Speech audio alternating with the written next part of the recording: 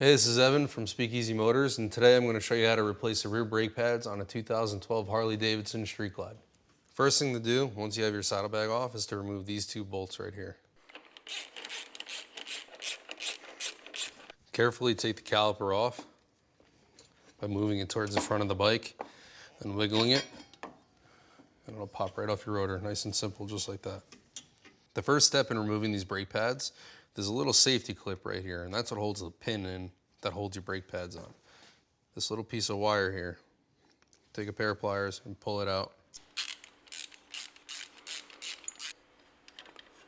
There's a bunch of corrosion on here which should be cleaned up.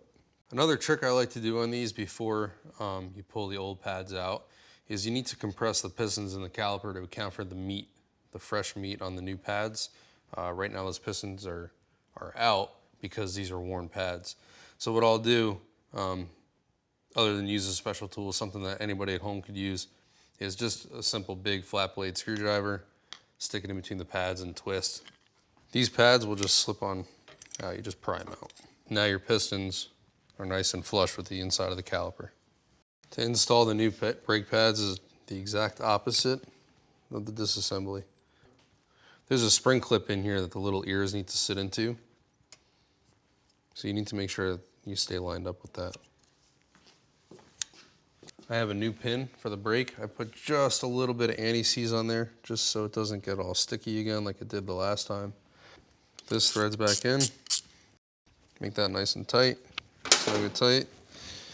And then your lock pin. Some brake pads come with a new one. Just snaps in right there. Take your caliper, slip it back on over your rotor, just like that. Your two caliper bolts go back in. Just a little dab of blue Loctite, it never hurts. You're going to tighten and torque these two bolts to the proper torque.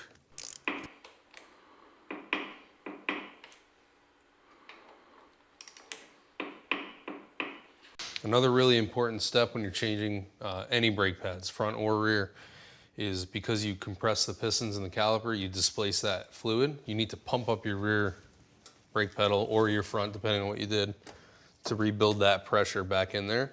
Otherwise, the first time you go to hit the brake, you won't have any brake.